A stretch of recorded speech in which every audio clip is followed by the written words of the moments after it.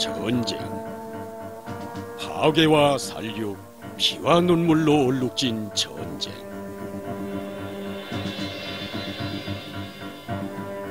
오늘날 우리 후대들은 조선 영화사에 수록된 수많은 전쟁물 영화를 통해서 전쟁의 엄혹한 현실을 감수하고 있습니다.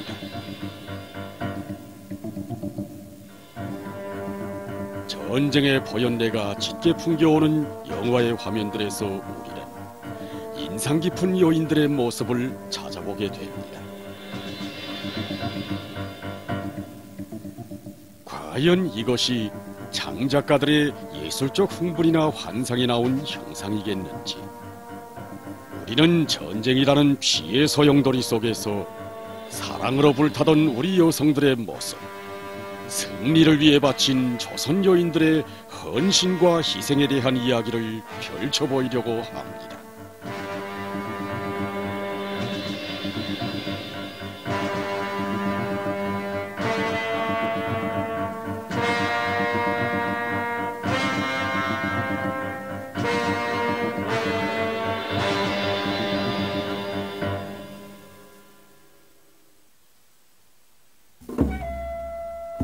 예로부터 우리나라는 동방예의지국이라 불리워왔습니다.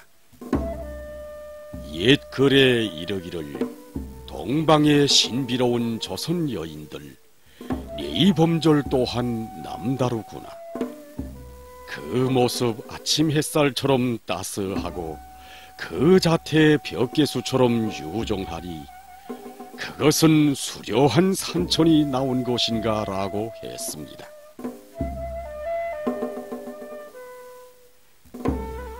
오늘도 우리 인민들 속에서 전해져 내려오고 있는 생활 세태와 민족 풍습, 가지가지의 사화들은 부드러운 모습과 착한 마음씨가 하나로 조화를 이룬 조선 여인의 아름다운 인간상을 그려보게 합니다.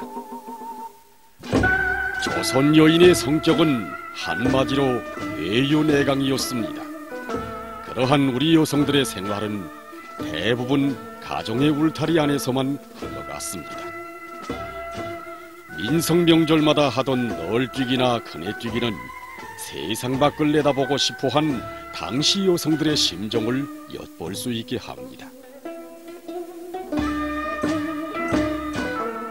지난날 우리 여성들은 봉건의 세습적인 도덕관념 밑에서 숨도 제대로 쉬지 못하고 살았습니다.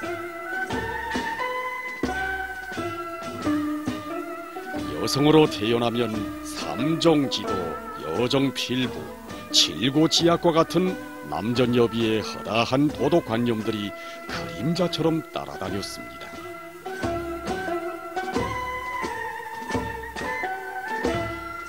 여성들은 가정의 무거운 부담을 연약한 어깨에 걸머줘야 했습니다. 당시 조선 여성들은 이 모든 고생을 자기의 숙명처럼 받아 안았습니다. 가정에서 남편의 얼굴조차 바로 쳐다볼 수 없었던 여인, 담 너머에 무엇이 있는지 알 수조차 없었던 조선 여인, 이들의 고뇌와 한숨은 당시 창작된 시 한 편만 봐도 잘 알 수 있습니다. 갈아타고 시집가서 벙어리로 3년 살고 장님으로 3년 살고 귀거거리 3년 살고 석삼년을 살고 나니 미나리꽃 만발했네.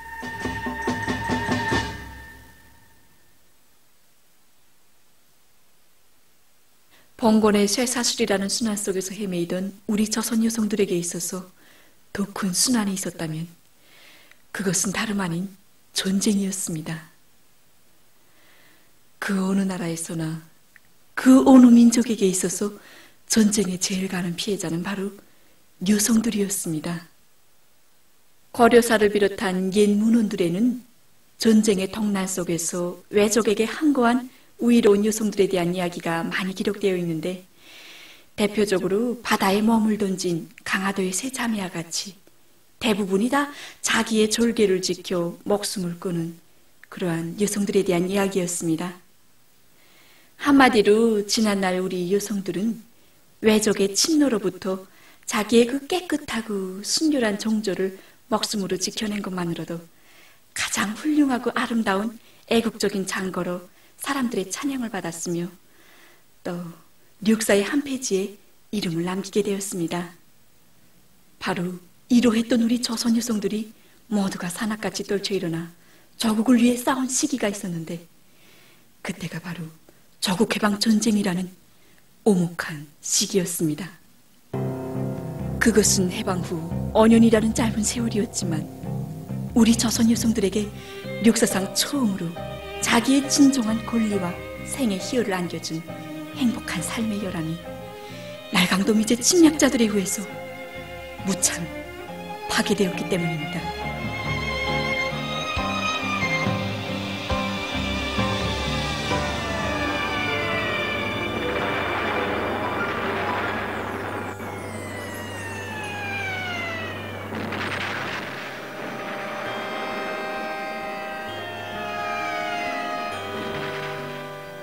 전쟁의 3년 세월 길었던 거 짧았던 거 불 속에 고통 속에 잠겼던 3년 얼마나 많고 많은 아까운 새들이 싸늘히 지고 누웠나 이 땅에 모든 이들이 효육 잃고 흘린 눈물을 영원히 잊지 않아 역사의 상처로 된 전쟁의 3년간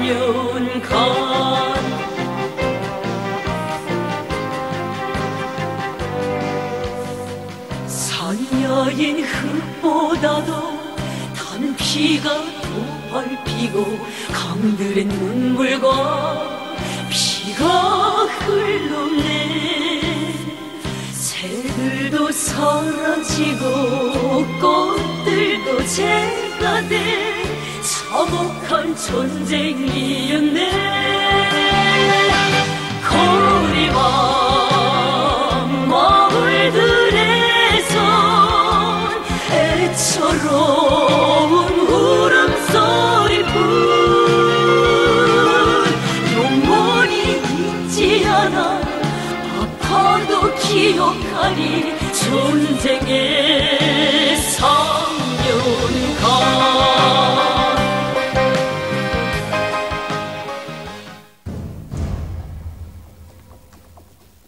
미제는 모든 것을 파괴했습니다.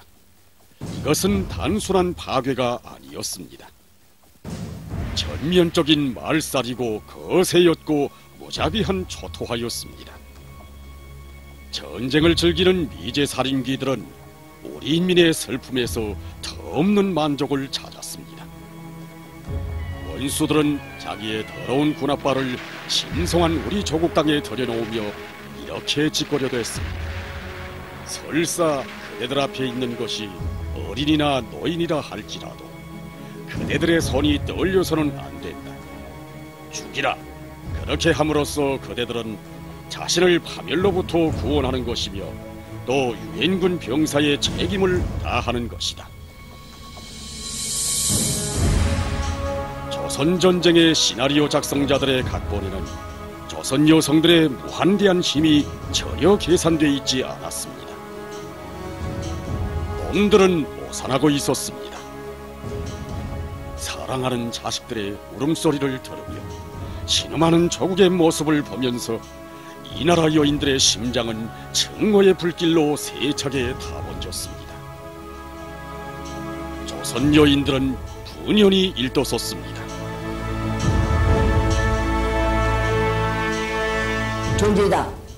나는 저 겁부 돈 나는 것이 아니라 내가 어떻게 할 것인가 하는 것부터 나더만. 그 존재이다 무슨 이게 아니고 이제 내가 어떻게 할 것인가 이 생각부터 나더만요. 별 생각을 다 했습니다. 우리 수련께서 사주신 대접이 얼마나 귀중했나. 일제 때 그 구박을 받다가 했던 것이 수령들이 사주신 저국에서 얼마나 행복했나. 이 모든 행복을 지켜야 된다. 이 생각. 나가야 된다. 전선인가 후발인가 그따 생각은 그때는 모르고 그때는 나가야 된다. 너만 나가겠는가 나도 나가야 된다. 내가 너보다도 더 앞서 나가면 앞서 나갔지 너한테 지지 않겠다. 이런 생각으로 4열 정도 쉬어서 왔단 말입니다. 전쟁 개시 한 달 남짓한 기간에 나라의 거의 모든 영토 해방. 이에 질겁한 미제는 유엔의 이름까지 도용해 나섰습니다. 그리하여 별로 크지 않은 조선이라는 땅덩어리에 15개 나라 주종국가의 고영병들과 살인장비들이 고기를 노리는 승냥이 무리 마냥 밀려들었습니다.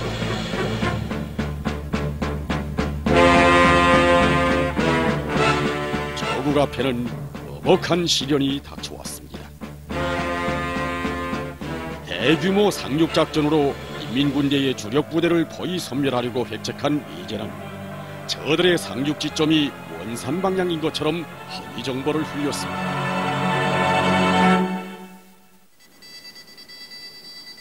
바로 그러던 1950년 8월 30일 최고 사령부 앞으로는 다음과 같은 무전문이 날아왔습니다.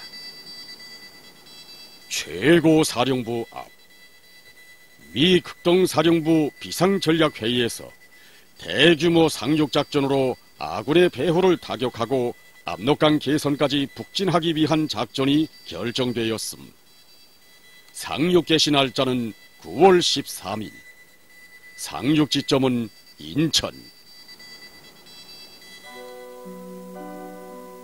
이 무전문은 아군 부대의 전략적 후퇴를 신속히 보장하는 것과 함께 적들의 상륙작전에 대비한 방어를 구축하게 하는데 아주 큰 도움을 준 귀중한 정보였습니다. 이 상륙작전 계획은 당시 일본의 본고지를 두고 있던 메가도 사령부의 극비 중의 극비였습니다. 전쟁의 승패와도 관련된 인천 상륙작전. 놈들은 이 작전에 천여대의 비행기, 300여 척의 군함, 5만의 병력을 투입하였으며 작전의 이름을 크로마이트 100B 계획이라고 명명했습니다. 그러나 동방의 나폴레옹이라고 자초하던 이른바 오성장군 메가도는 자기의 염통이라고도 할 수 있는 이 어마어마한 작전 계획을 다름 아닌 조선의 평범한 여인이 뽑아낼 줄은 상상조차 할 수 없었습니다. 그가 바로 일본에서 활동하던 여성정찰병 노남교였습니다. 전쟁 당시 그는 귀여운 아들을 둔 어머니였습니다. 사랑하는 자식을 멀리 띄어두고 피눈물을 삼키며 척후 활동을 벌린 그의 심중에 대해선 더 이상 얘기하지 않으려고 합니다.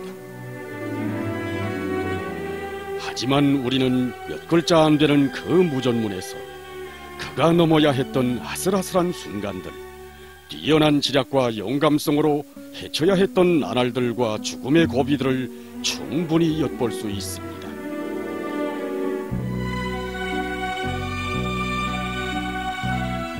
그때로부터 세월은 멀리도 흘러왔습니다. 그러나 저국은 한 여성 정찰병의 위훈을 잊지 않고 있었습니다.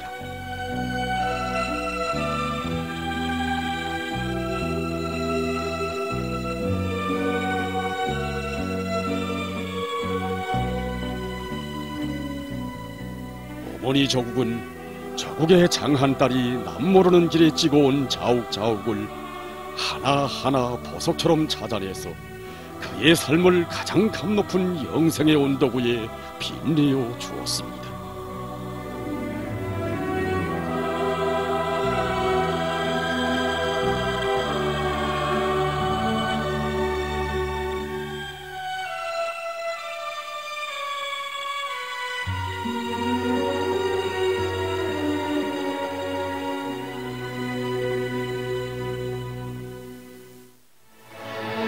조선인민군 최고사령부의 보도. 저국 해방 전쟁을 수록한 기록 영화들에서 언제나 울리곤 하는 귀에 익은 여방성원의 목소리를 사람들은 아마도 기억하고 있을 것입니다. 전쟁 시기 최고 사령부의 보도를 온 세계에 전하던 방송원도 다름 아닌 여성이었습니다.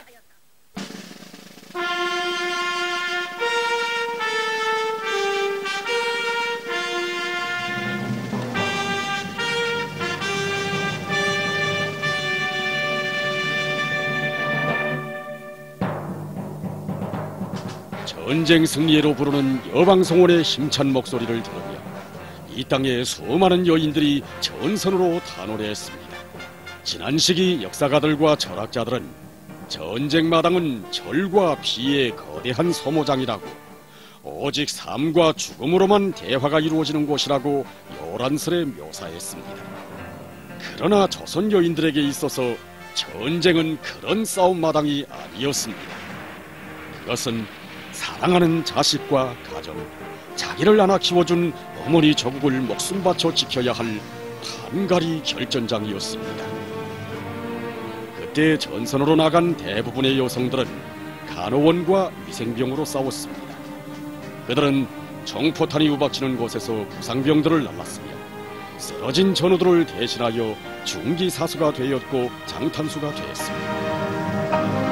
전선의 여병사들은 전우들의 사기를 북돋아주는 전업가의 꾀골새였고, 그들의 생활을 따뜻이 보살펴주는 고향집의 만노이 친어머니였습니다.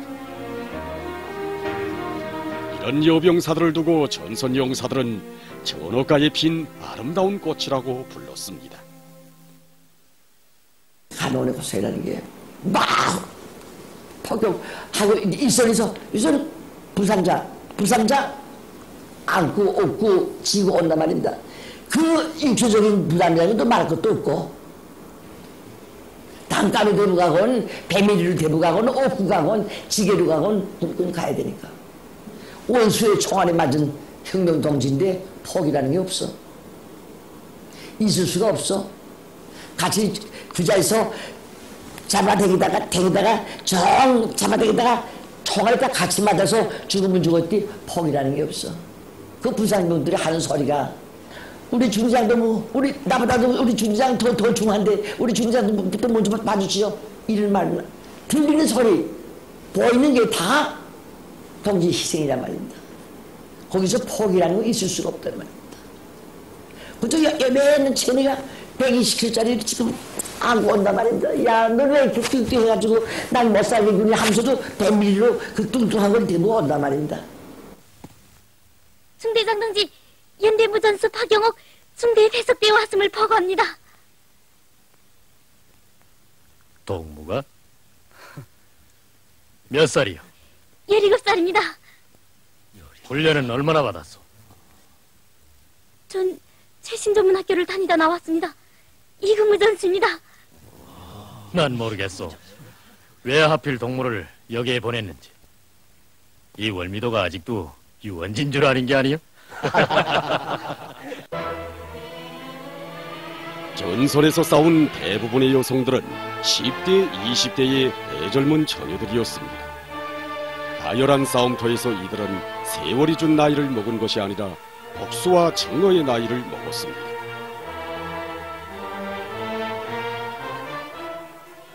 열여섯 살에 군복을 입고 간호원으로 싸운 한 여병사는 그때 자기의 일기에 이렇게 썼습니다.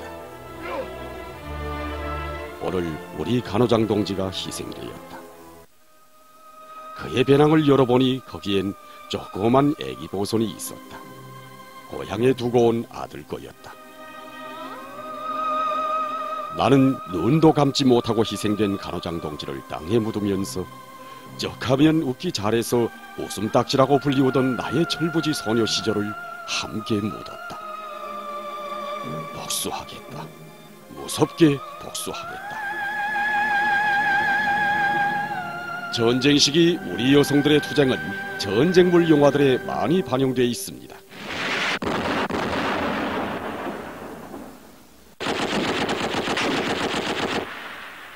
사람들은 오늘날 영화들을 보면서 전쟁 시기 여성들의 모습을 보고 그들의 목소리를 듣고 있습니다. 전쟁물 영화에서 기본은 당시 전쟁의 가혹한 환경과 분위기를 생동하게 재현하는 것입니다. 이런 것으로 해서 거기에 출연하는 배우들은 남다른 체험 세계를 가지게 된다고 합니다.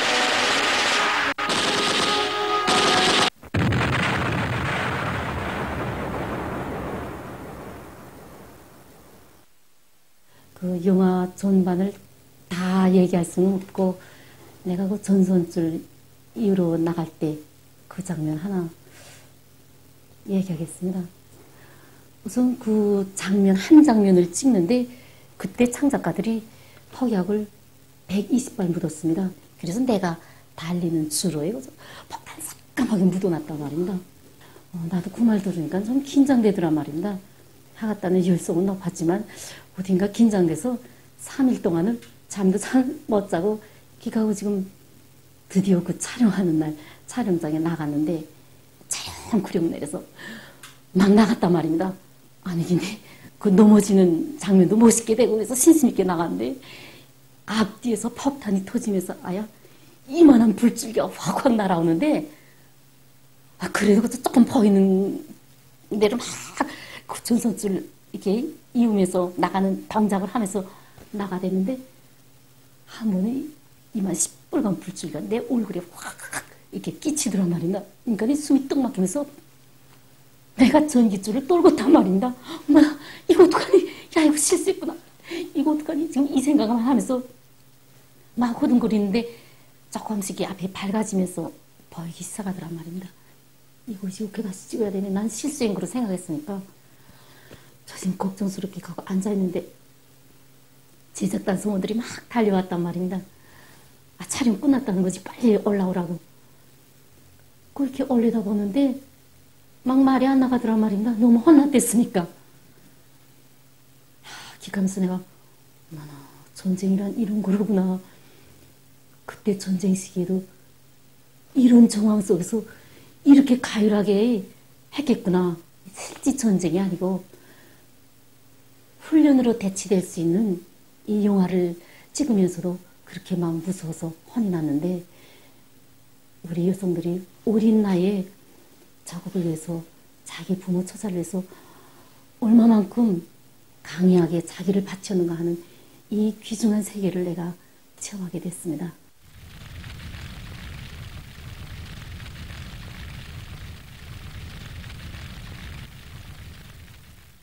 저국의 방 전쟁 시기 우리 여성들은 바로 이런 군복을 입고 전선으로 나갔습니다.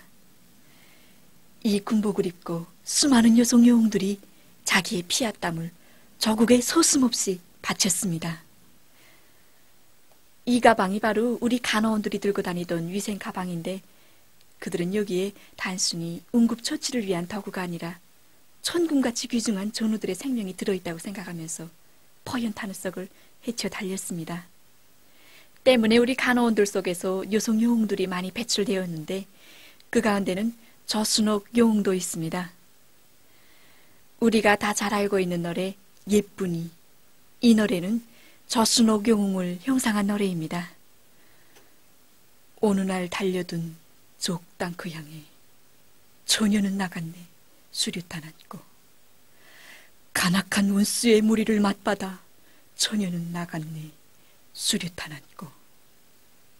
정말 여성의 몸으로 족땅크를 향해 맞받아 달려나갔다는 것은 그 어느 전쟁사에서도 찾아볼 수 없는 기상천외한 일이었다고 말할 수 있습니다.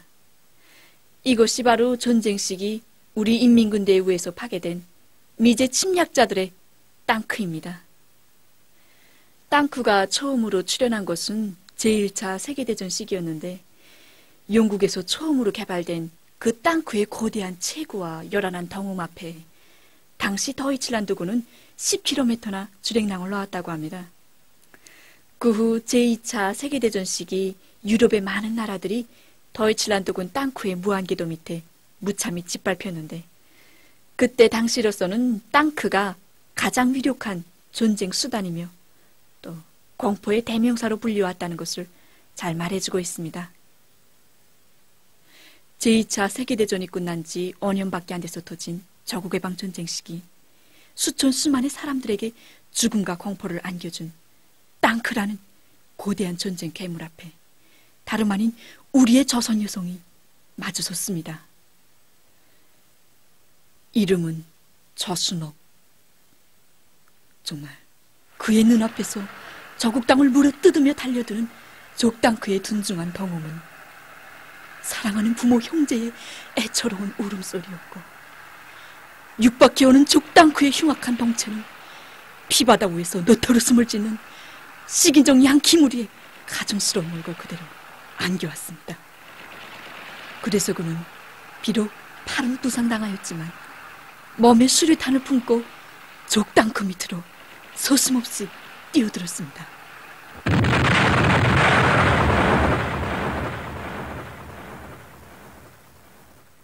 그때 그의 나이는 21살이었습니다.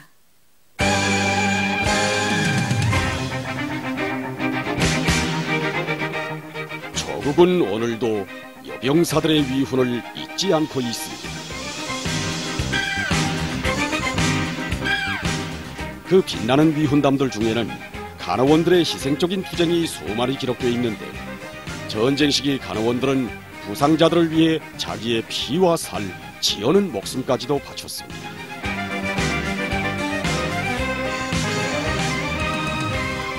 때문에 간호원들 속에서만 해도 4명의 공화국 영웅이 배출됐습니다.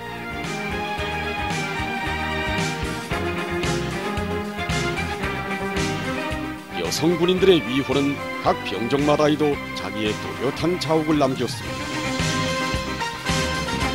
증오로 불타는 우리 여병사들의 눈에 걸려든 미제 공중 비족들은 더 이상 그 어떤 공중 우세를 자랑하는 이른바 하늘의 제왕이 아니었습니다.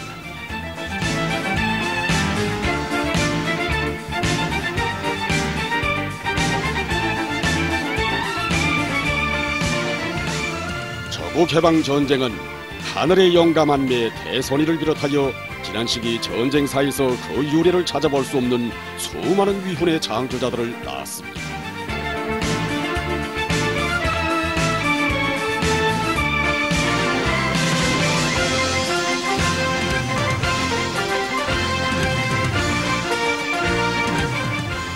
조국의 전토를 지켜 피 흘려 싸우는 아들, 딸들의 마음을 싣고, 고향 땅 어머니들의 정성을 싣고, 전선에서 후방으로, 후방에서 전선으로 수없이 이어진 전선 수송길에는 여성기관사들도 서 있었습니다.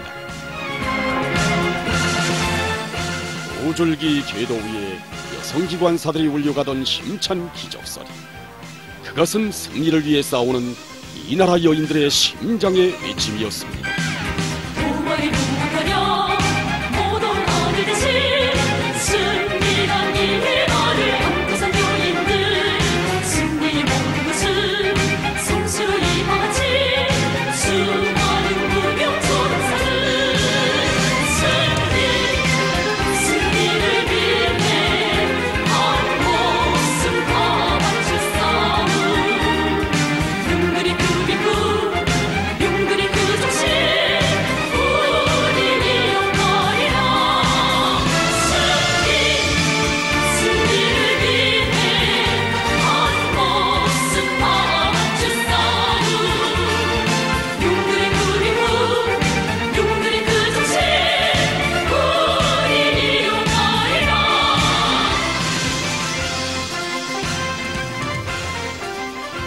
이 여성들에게는 극복 못할 난관이 없었습니다.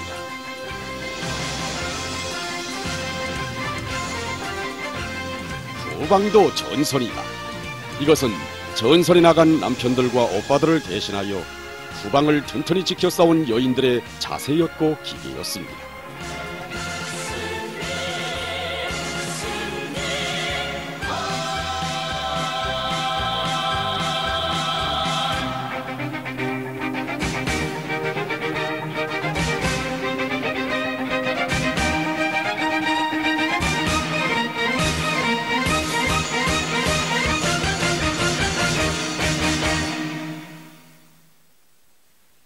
지금은 현대적인 농기구를 가지고 농사를 짓기 때문에 부림소와 버습을 가지고 밭을 가는 모습은 이젠 찾아볼 수가 없습니다. 그래서 우리는 그에 대해 잘 알고 싶어서 여기 영화 촬영거리에 왔습니다. 이제 이곳 촬영소 일꾼이 영화 촬영에만 쓰고 난다는 부림소와 버습을 가지고 여기 오겠다고 했습니다. 범에 씨 부침을 하자면 땅을 한 20cm 이상은 갈아엎어야 한다고 합니다. 그런데 그것을 순전히 부림소와 사람의 힘으로 한다는 것은 결코 말처럼 쉽지 않다고 합니다. 조금 있느라니 부림소와 보습이 도착했습니다. 여기 옛 농촌 마을의 풍경이라고도 말할 수 있는 이 작은 떼기밭들은 여와 촬영을 위해서 해마다 부림소와 보습을 가지고 갈아엎는다고 합니다. 바로 이 사람이 그 일을 맡아 한 것으로 해서 그에 대한 경험이 풍부하다고 합니다. 여성이 힘들지 뭐 이거. 이 남자들도 힘들어서 그 다음날 나오면 뭐 업무비다 쓰시고 하는데 여자들이 이거 중량이다 이거 들었다 놨다 하는데 이거 들고 있는 것만 해도 또 한참 난 거예요. 근데 이거 들고 저것도 들고 몰아가는 게 이거 간단치 않지 뭐 이거 솔직히 이거 들고 한번 돌아보라 이거 도는 거예요. 글쎄. 이거 100kg쯤 됩니까? 이거 말입니까? 요거도 좀 얇아서 좀 가벼워서 그렇지. 이거 좀 옛날 거는 또 무겁습니다. 그때에는 부림소들도 여성들을 아주 우습게 보았다고 합니다. 그래서 마을에서 비교적 체구가 크고 흰꼬리나 쓰는 여성들을 골라 그들에게 남복을 입히고 또 농민모를 포늘로 쓰게 한 다음 목소리도 이랴 남자 목소리를 내면서 밭을 갈았다고 합니다. 그것도 대낮에는 폭격 때문에 하지 못하고 밤에만 밭을 갈아야 했다고 합니다.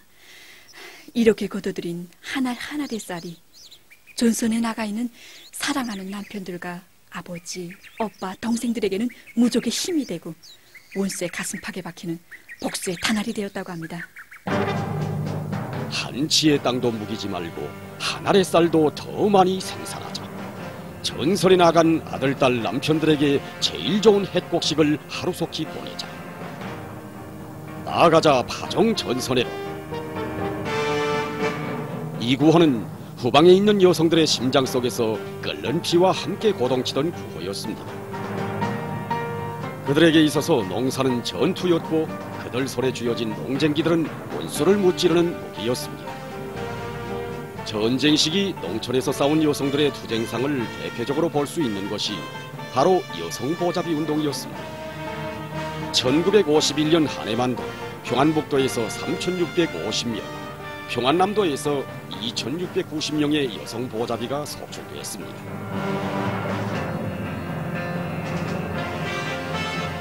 전시식량 증산투쟁에 질겁한 미제는 부림소들마저 써놓혔습니다.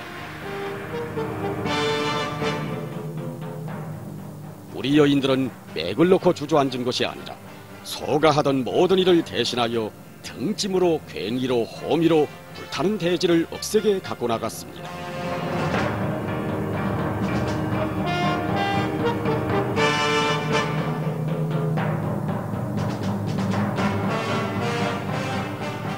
미제의 무자비한 폭격도 그 어떤 재난도 전선 원어미 생산에 떨쳐나선 후방 여성들의 투쟁 열기를 막을 수가 없었습니다.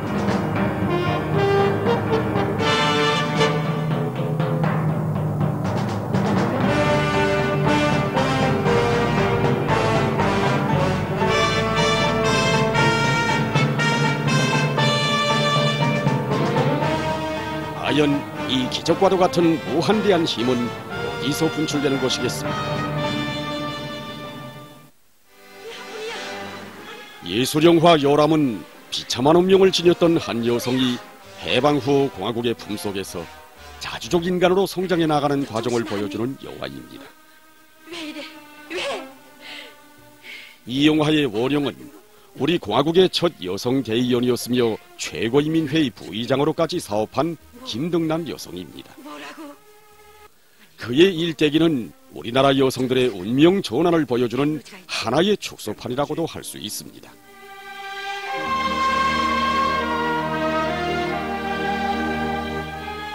이 작품을 쓴 작가는 김등란 여성의 외손녀라고 합니다.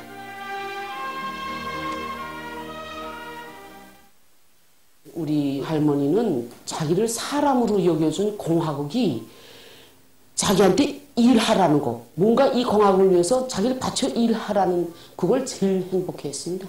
마지막 제일 최악의 운명의 있었던 게 바로 우리 조선 여성이란 말입니다. 이중 삼중의 착취와 압박 뭐 이런 얘기랑 하지 않습니까?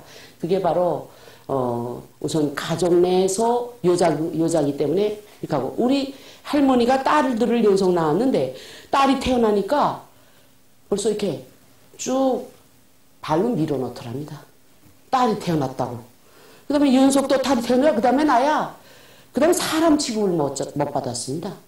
그거 엄마의 눈으로 바라볼 때 그렇게 차별당하는 딸들이 얼마나 가슴 아팠겠습니까?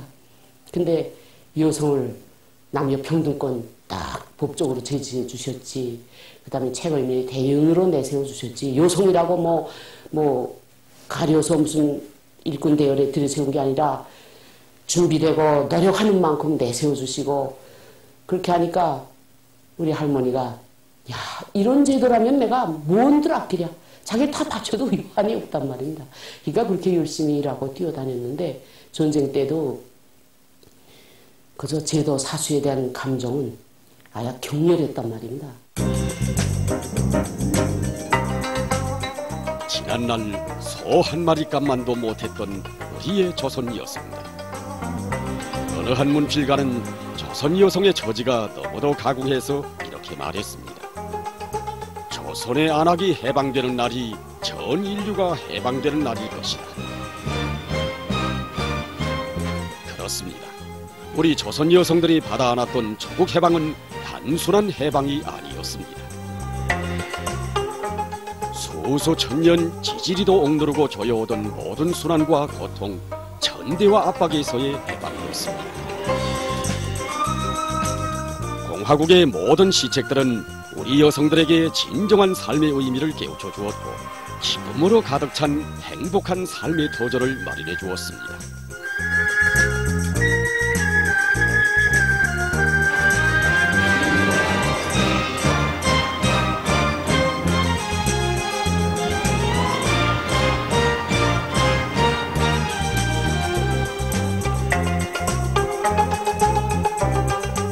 이제는 더 이상 천대받고 멸시받던 지난날의 여인이 아니었습니다. 그들을 이끌어주고 빛내어준 품은 바로 우리 공화국의 품, 어머니 수령님의 사랑의 품이었습니다. 그 사랑은 전쟁의 포화도 막아주었고, 죽음도 불사하는 무비의 담력과 배짱을 안겨주었으며, 무궁무진한 힘과 용기를 불러일으켰습니다.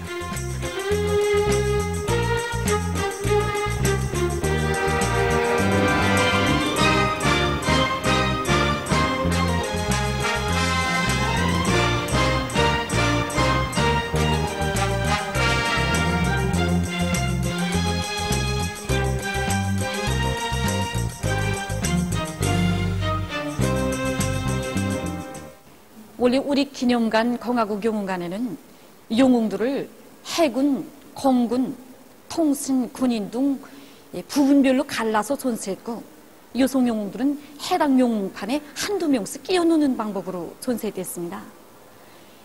위대한 영도자 김정일 동지께서는 1974년 4월 8일 우리 기념관을 현지 지도하시면서 영웅들의 사진을 다 보아주시고, 이렇게 여성 영웅들을 부분 영웅판에 끼워넣는 방법으로 전시하니까 주위에서 보지 않으면 그저 스쳐 지날 수 있다고, 여성 영웅판을 따로 만들어서 잘 나타나게 해야 한다고, 이 여성 영웅들의 사진은 한 곳에 집중적으로 전시해놓고 공원 내용을 잘 해설해주면 좋을 것이라고 가르쳐 주셨습니다. 그래서 현재 우리 기념관에는 14명의 여성 영웅들의 사진이 이렇게 따로 전시되어 있습니다.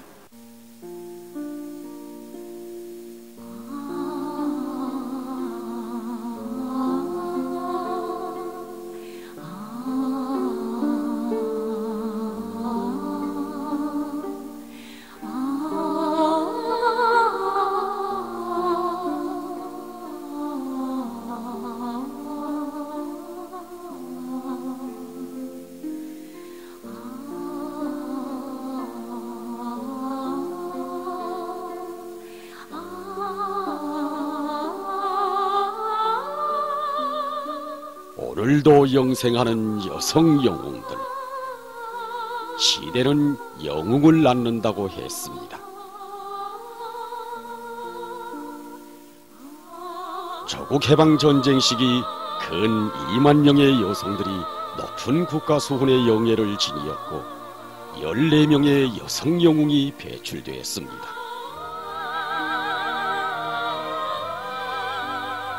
그러나 그 수많은 위호는 결코 전쟁이라는 비상한 시대가 나온 것이 아니었습니다. 그것은 위대한 사랑이 나온 위대한 결실이었습니다.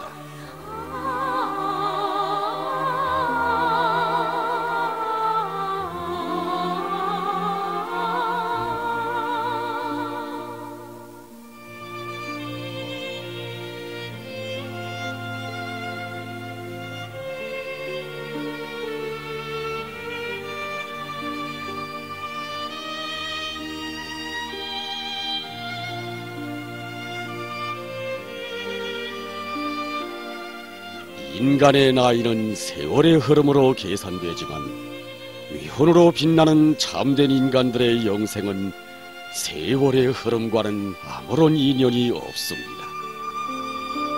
전하의 나날 10대, 20대의 꽃나이 청춘을 조국에 바친 유명무명의 여병사들은 비록 반세기도 넘는 세월이 흘러갔지만 오늘도 자라나는 새 세대들의 마음속에 영원히 지지 않는 붉은 꽃으로 피어 있습니다.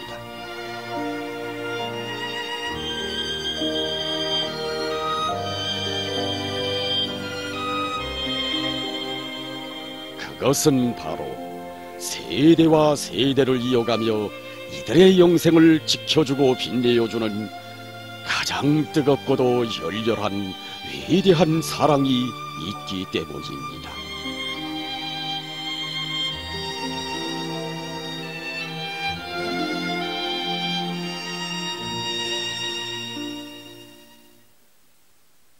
군복을 입고 이렇게 군사복무길에 들어섰을 때에는 우리나라가 그때 보면 갓 푸이블로 사건부터 시작해가지고 20X문화나 이 사건 그리고 이제 70년대 들어와서는 이제 그 판문점 사건이라든가 이런 걸로 해서 적들이 어느 시각에 이 우리 공화국에 대한 무력 침공할지 모르는 그런 그 정세가 아주 긴박한 정세들이 많이 소송될 때입니다. 이러한 때 나는 군복을 입고 이 적보에 쳐서졌다는 이런 그 감정으로 해가지고 아주 마음은 든든했고 우리 여성들을 이 남자선과 똑같이 내세워주고 싶어 하시는 우리 수령님과 장군님 그냥 큰 믿음과 사랑을 정말 거기에 어떻게 하면 보답하겠는가 내가 수령님께서 나에게 이 조국보의 그 하늘길을 맡겨주셨는데 그 조정관을 잡고 저기 아성에 제일 먼저 날아 들어가서 까야 된다는 이런 각오를 가지고 있었습니다. 수레가 한쪽 바퀴를 가지고는 굴러갈 수 없듯이 인구의 절반을 차지하는 우리 여성들이 혁명의 한쪽 바퀴를 당당하게 밀고 나가는 이런 여성 혁명가들이 아닙니까? 그래서 저는 혁명의 군복을 입기로 결심하고 단연코 인민군대에 나갔댔습니다. 이하고 다른 여성들이 이제 곱게 차려입고 거리를 지날 때도 우리 군복이 구애 못지 않게 더 멋있다고 생각했습니다.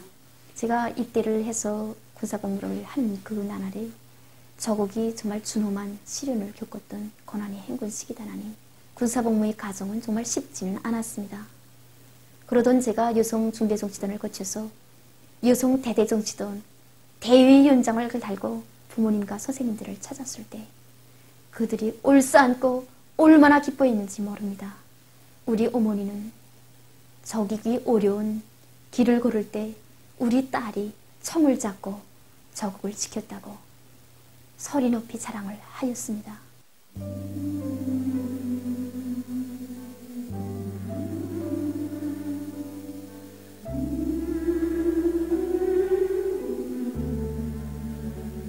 (10년이면) 강산이 변한다는 말이 있습니다.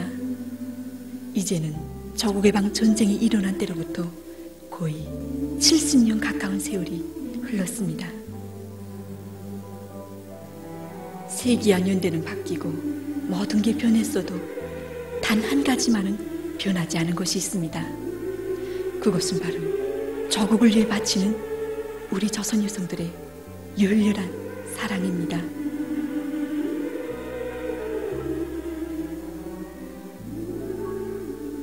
그 장고한 세월, 사회 발전의 면모라고 일컫는 사치와 호용의 동란 속에서도 우리 조선 여성들은 저국의 아름다움 속에 자기의 아름다움을 찾았고 더 좋은 저국의 내일을 위해 모든 것을 깡그리 바쳐왔습니다. 세계 앞에, 인류 앞에 떳떳하게 자랑할 수 있는 우리 조선 여성들의 위대한 정신, 그 정신은 과연 어디에 뿌리를 두고 있겠습니까? 위대한 수료님께서는 해고록 세기와 더불어에서 다음과 같이 회고하셨습니다. 항해령명의 일선에서 무장을 잡고 강족 일제를 상대로 하여 피어린 싸움을 벌려온 료전사들이야말로 현대조선 여성들의 빛나는 기관입니다. 인류 해방투쟁사에서 참다운 존영으로 내세울 수 있는 여성 영웅들이다. 그들은 여성들의 사회적, 인륜적 평등을 남먼저 이룩하고 우리나라 여성 해방의 길을 피로써 개척한 선구자들이었다.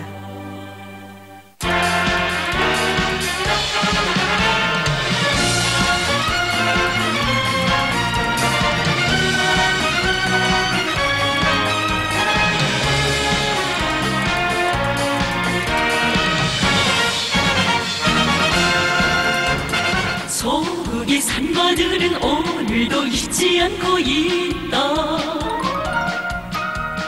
피 흘려 싸워 이긴 이 나라 장한 아들 딸들, 불멸의 그 이후는 오늘도 우리를 부르고 떨쳐갈 그 승리는 우리의 앞에 있어라. 자랑 자랑 승리만을 떨쳐가는 빛나는 전통, 승리의 오직 한 길, 조선의 길이여라.